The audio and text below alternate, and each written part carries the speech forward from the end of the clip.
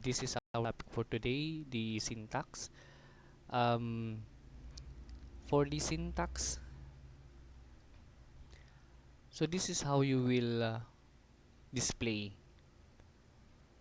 string using the puts command. So let's try that. Let me open and I'll be using Notepad,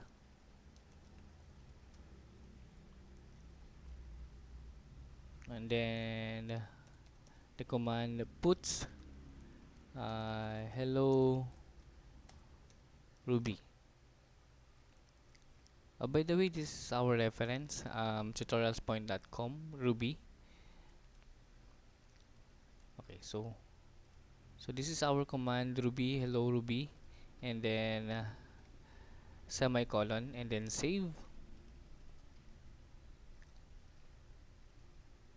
Then for example, in my drive C, I'll be creating another folder, Ruby projects.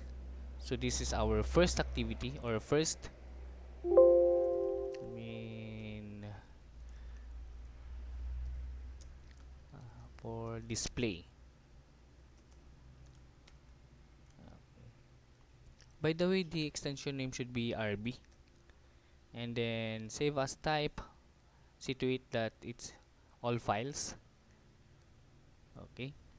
By the way, drive C, and then we'll be saving our project in Ruby projects, and then save.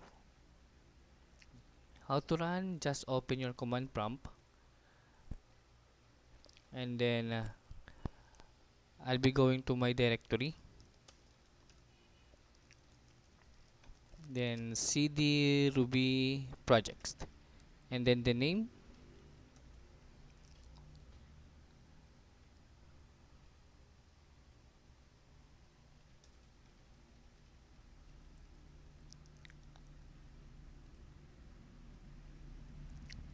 There, we just put, for example, the name, display.rb. You have to put the double quote. Let's try to rename that one. So in my drive C, Ruby projects, then let's try to rename.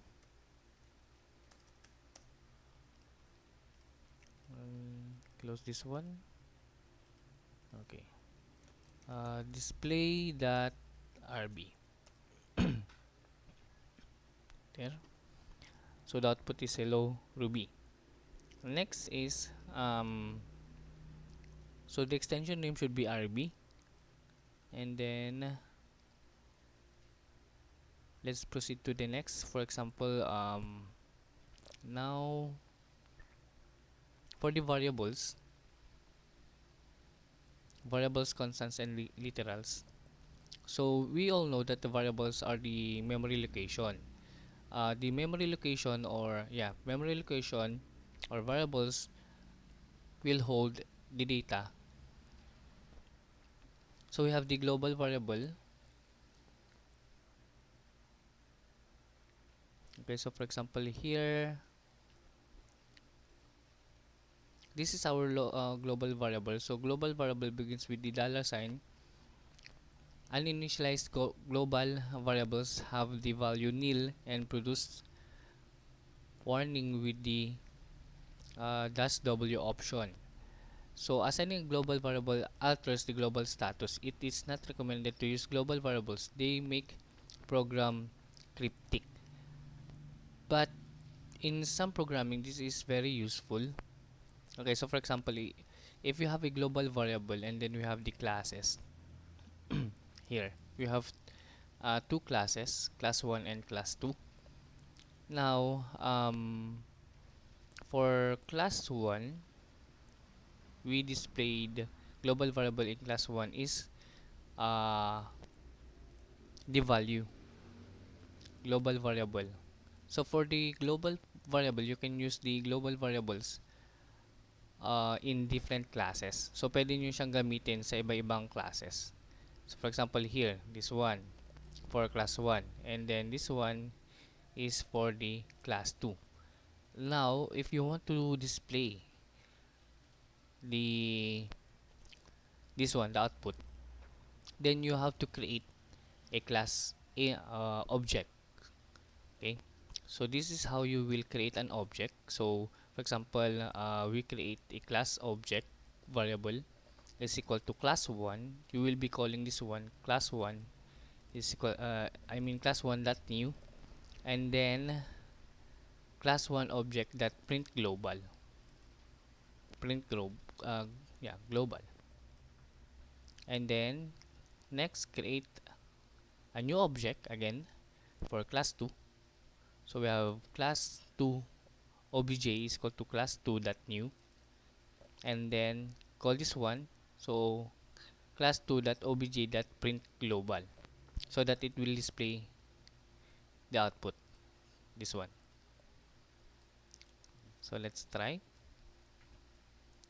So let's make it basic pa lang. Okay, so let's open Notepad again, and then for example, for the variable declaration,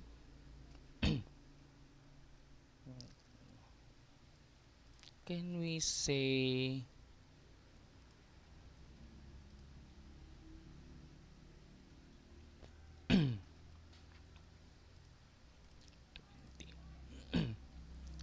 so for example, a will have a value of 10. Then if you want to display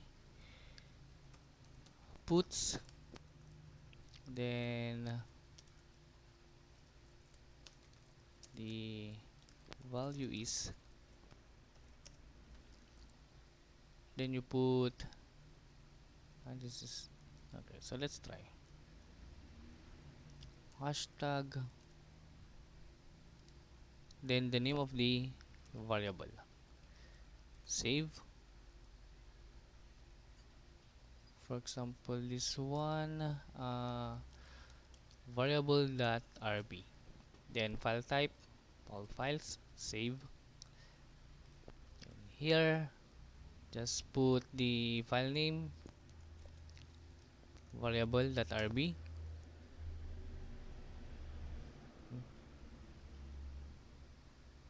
A global variable. So for example, here we will make it a global variable, $sign, then $sign. Save.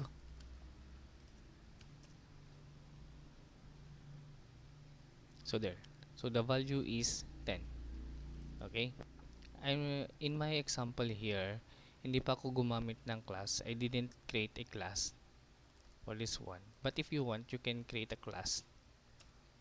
For example, class 1.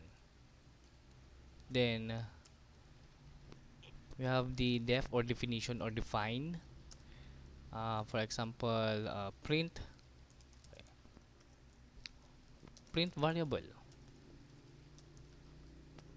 Then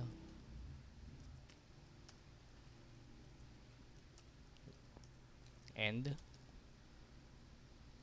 for the definition or define, and another end. And then we have to create a class. So class 1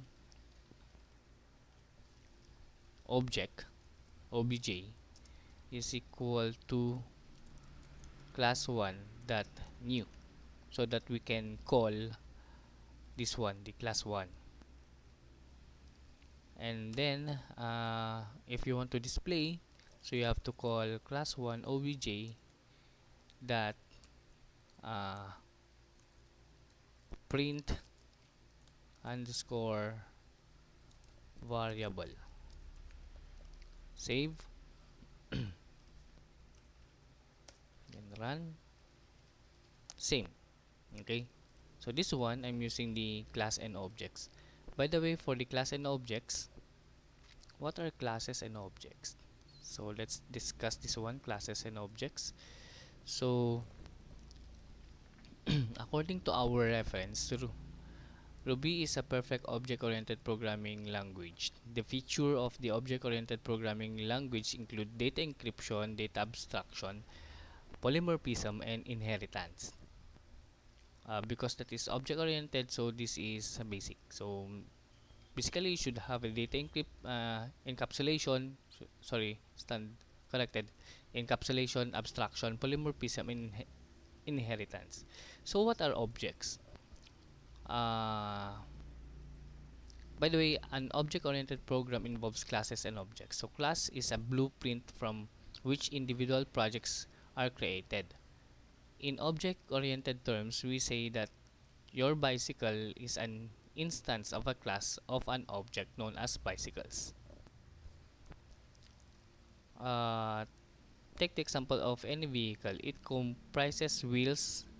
Okay, so for the classes, these are the attributes or characteristics of the object. So for example, ang bicycle daw, ang vehicle daw is kailangan meron siyang wheel. A vehicle should have a wheel, a horsepower, a fuel, or a gas tank capacity. So these are the attributes or the characteristics of the vehicle. So we can say the vehicle is the object and these are the attributes. Parang a list of attributes or characteristics, those are the classes because that is the blueprint. So these characteristics from the data member of the class vehicle, you can differentiate one vehicle from the other with the help of these characteristics or attributes. A vehicle can also be a certain function such as halting, driving, and speeding. This one, they call it functions, or in other reference, they call it method. Okay? Even this function form the data member of the class vehicle, you can therefore define a class as a combination of characteristics and functions. So for example here, we have a class vehicle. The class vehicle, should have the following characteristics or attributes. It should have wheels, horsepower, tank, and the capacity. Now, in every class or object, in object, there should be a function or method or dapat meron siyang gagawin. So for example, the function of the vehicle is speeding, driving, and halting. If you can see, the functions are verb. Okay, kasi kung ano yung gagawin niya. So by assigning different value to this data member, you can form several instances of the class vehicle. For example, an airplane has 3 wheels, horsepower of 1000, fuel as the type of tank, and the capacity of 100 liters. In the same way, a car, same lang sila, vehicle, has 4 wheels, horsepower of 200, and a gas. Ito, fuel for the airplane. Now, for the car, gas as the type of the tank and the capacity of 25 liters. So, for example. So, parang sinabi niya, we have different classes for the airplane. We have the car, for the vehicle pala, sorry. Yan. We have the vehicle, we have different classes of vehicle, we have airplane, and we have car. And then every class, it has a different characteristics. Okay? So parang sinabi mo na this is the object, vehicle is the object, we have different classes, and that classes has a different characteristics or attributes. So defining a class in Ruby, so basically you should use the class and then the name of the class, and then we have the end. Just like in our example here, we have the class name, and then we have the end. And then we have the functions. Or pwede rin naman these are the characteristics. Okay, so let's say sabihin na lang natin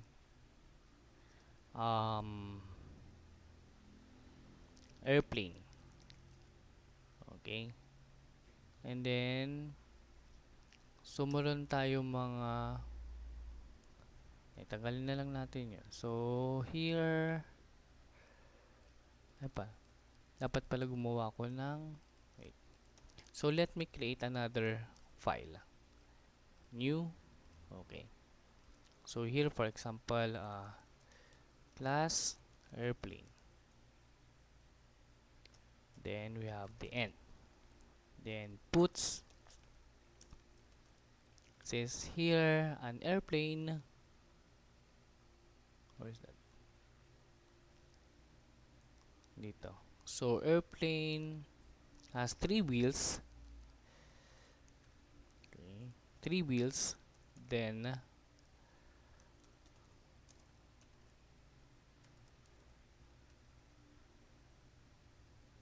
we have horsepower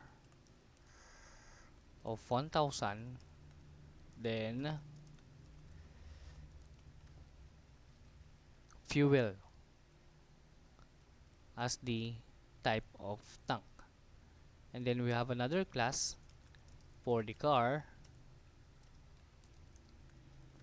Following attribute, four wheels. So puts four wheels, and then horsepower of 200.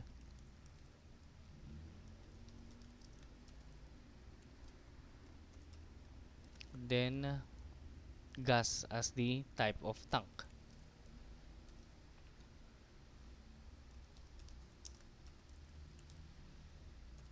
Oh, by the way, I forgot here, capacity of 100 liters.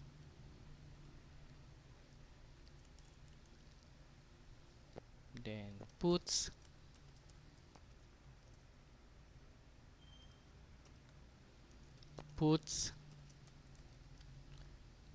for the car, we have 25 capacity of 25 liters.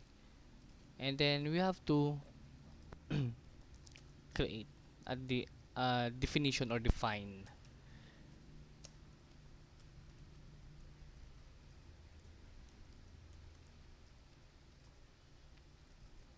Define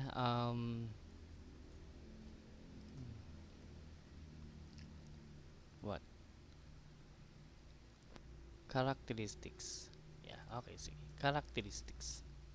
Define characteristics. Airplane. Then end. Then here another define or definition.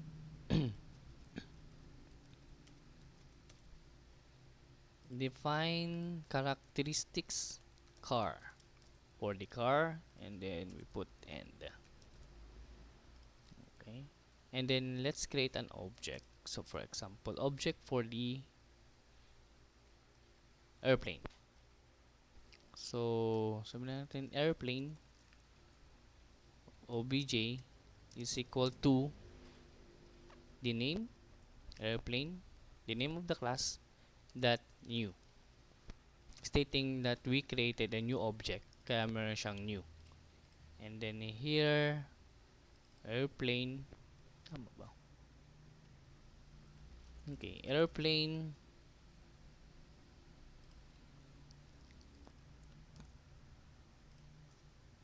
that.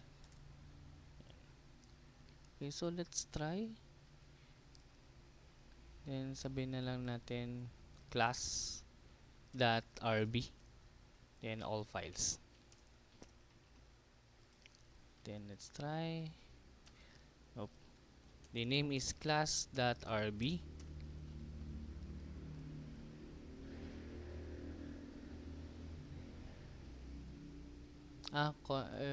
Class module name must be constant.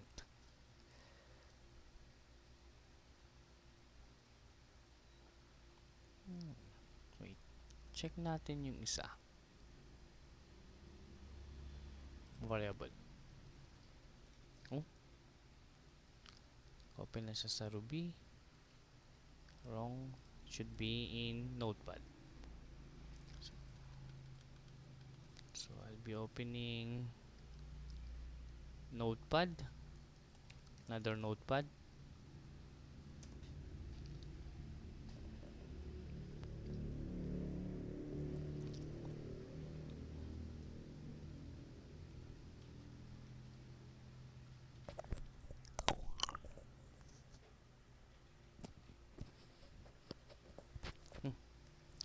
Says notepad.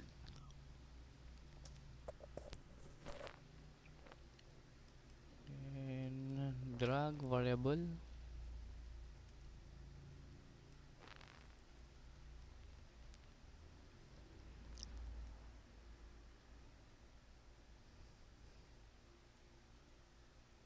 Same.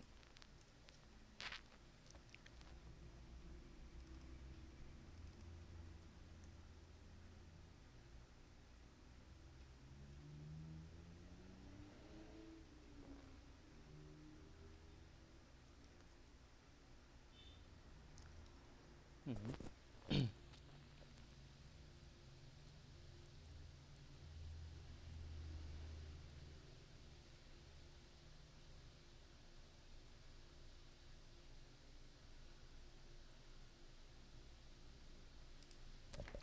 Should be different naman. Different naman yun ah. Oy, oops, sorry. Nag-open tuloy yun. Airplane.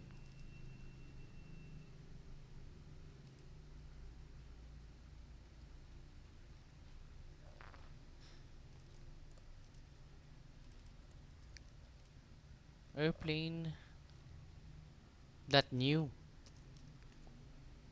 Pero yeah, that new. And then, close.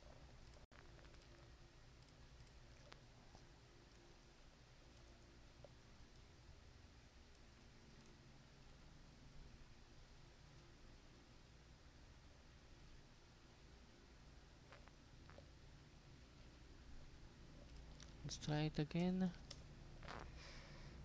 Airplane and class car. Same. So, it says here class module name must be constant for the airplane and car. Constant.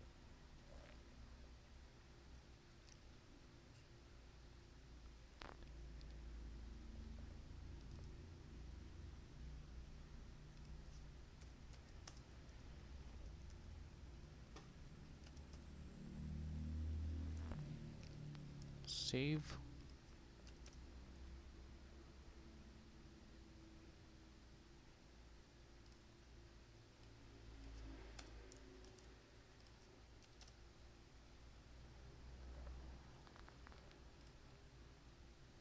Characteristics airplane.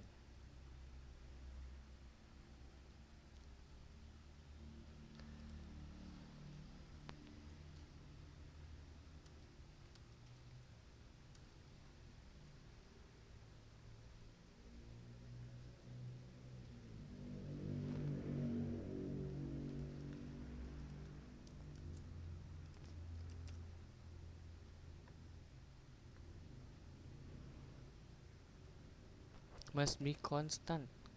Constant naman siya. Airplane. Yun.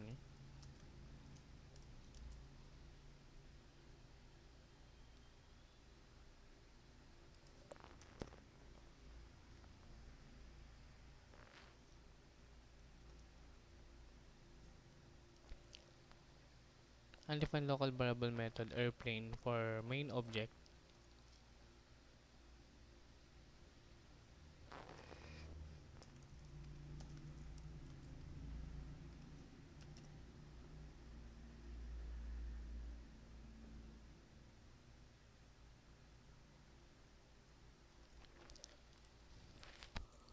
Okay. Sorry. Ito pala. So, airplane new. Save. Yun. So, what's the difference? Kasi kanina, this is lower case. Save.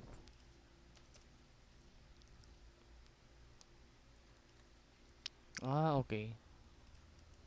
Nawala na yung kwan. Anyway. So, this is capital letter. The classes should be in a capital letter. The first character should be in a capital letter. There. And then, for the another class, for the car, don't forget capital letter. Then end. And then define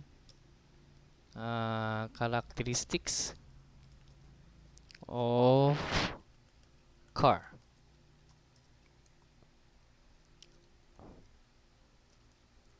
And copy paste ko na lang to. Copy paste. Car has 4 wheels, horsepower of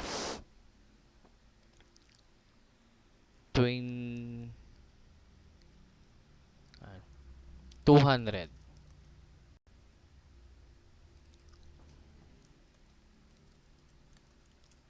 Then tank, fuel, no. Gas as the type of tank and capacity of 25 liters. Save. Okay, so after that, we have to create another object again for the car. So car object is equal to car.new, then car1 object is that characteristic car.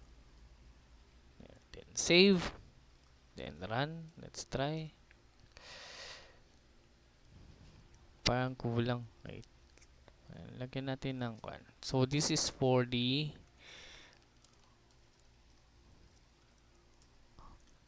airplane. Then this is for the car.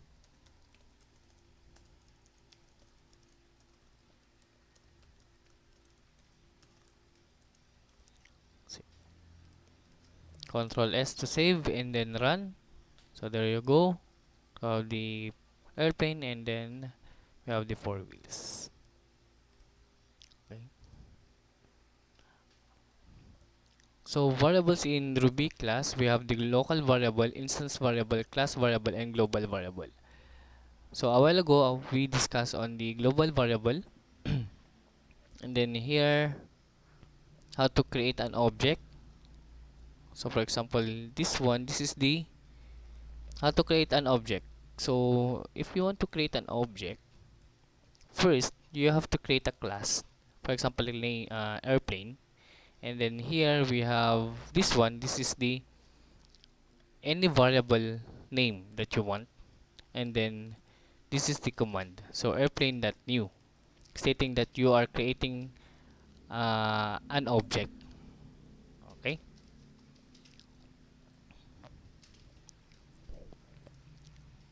Custom method to create Ruby object. Let's skip on that because this one is variable. For using a class variable, so this is a class variable. uh, Using the double at sign, for example, number of customer, you can determine the number of objects that are being created. It This enables deriving the number of customer. So for the class variable, what I know about the class variable is that you can only use that variable inside the class. Okay, so for example here, a class variable. So let's say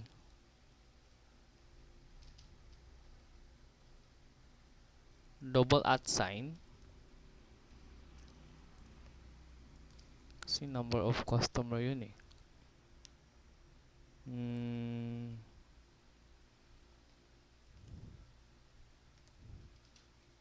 Ano lang, vehicle is equal to airplane.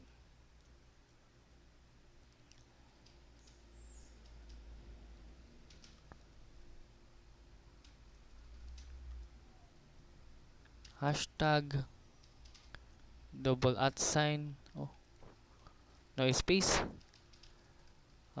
vehicle. Save, try to run. Yes. Okay, so this is a class variable. So you can just use this one inside a class only. So dito mo lang siya pwedeng gamitin. So let's try to put that in here. Save. So same. So meaning you can just only use this variable inside this class. So you cannot use this one in other class. For example, here if you want to, okay, so let's try to put it in here, there, and save. Control S. So yun, so hindi pwede kasi this is a class variable. So class variable daw siya. So let me put, this is a class variable. Um,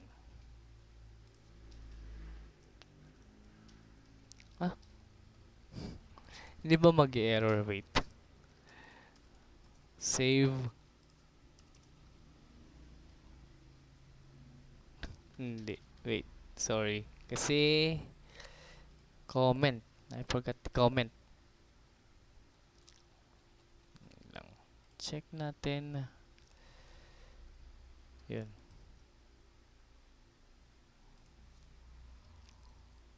For the Ruby comment, we'll be using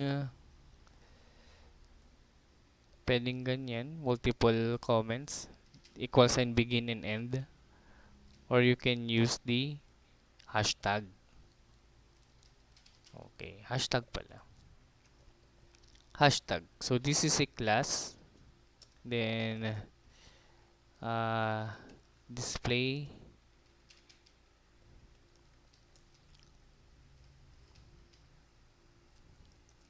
class variable. Save. Yun. Okay. So this is a class variable, so you cannot use it in here. Not unless let's try to create another class variable. Vehicle is equal to car.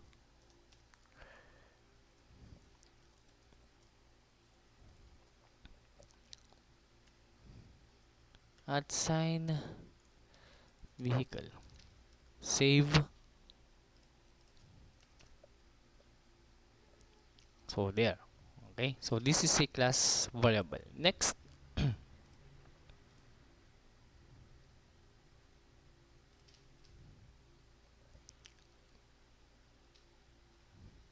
Class variable using the at sign. Next. Member function in Ruby. Using function, yeah. For using function, for example here, so this is the function. This is the function. Why this word is def? In other reference, they call it define or definition. In other reference, for example here, this is function or method.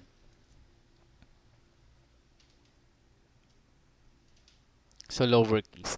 So should be in a lowercase daw, lowercase. For the class, it should be a capital letter at the beginning of the string or the variable name. For the definition or function, it should be in a small letter. Next.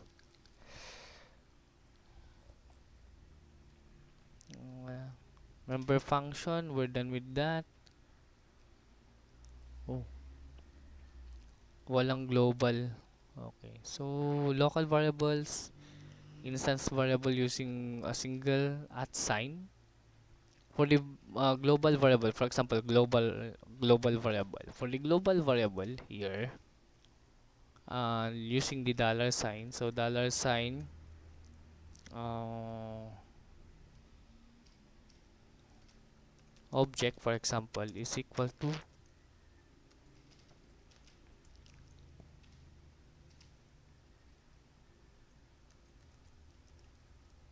yan, for example, vehicle. So here, let's try to display puts hashtag $sign object there, and then another one here, save. I'm using the global variable. So if you can see, I stated that outside the classes, sa labas ng class, and then kinol ko lang siya dito. Then let's try Control S, save, then run. There. So pwede siya. So that is the difference between no, between a global variable to class variable. So pag global variable siya, this one, you can use that variable in different classes. Pero pag class variable naman siya, pwede mo siyang gamitin within the class. Okay? Next, last.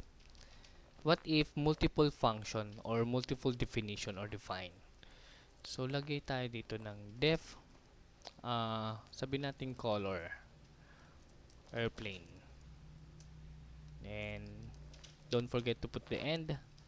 Then puts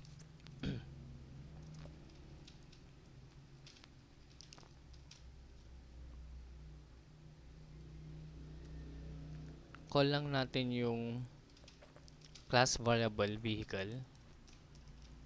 Yeah, vehicle. And then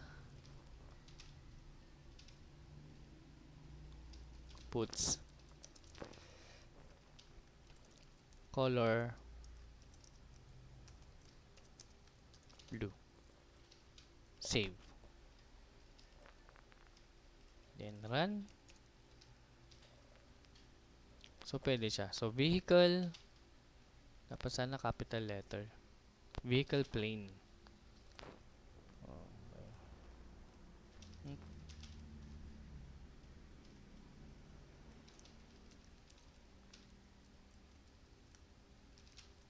Yan.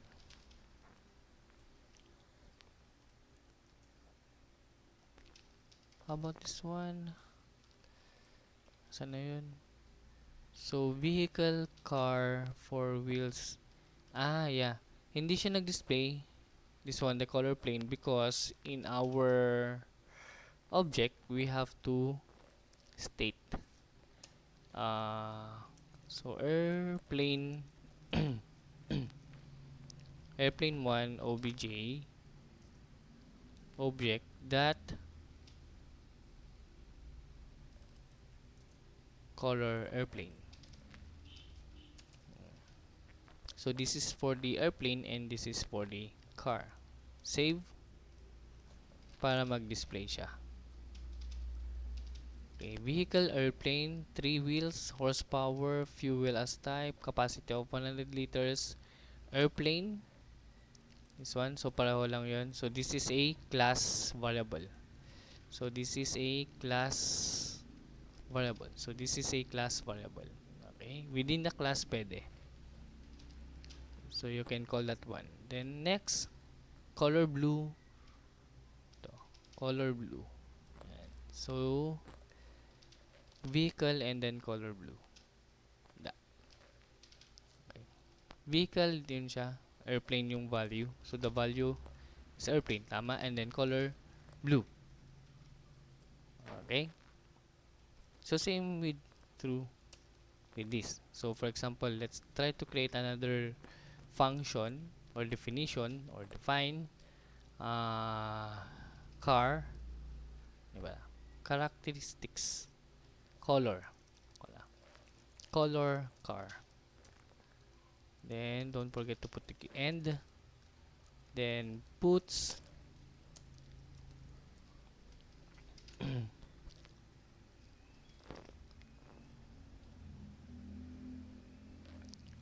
class variable vehicle. Then puts color red. Save. So here when you run, hindi pa niya display because we have to state in our object. So car1 obj dot color car. Save.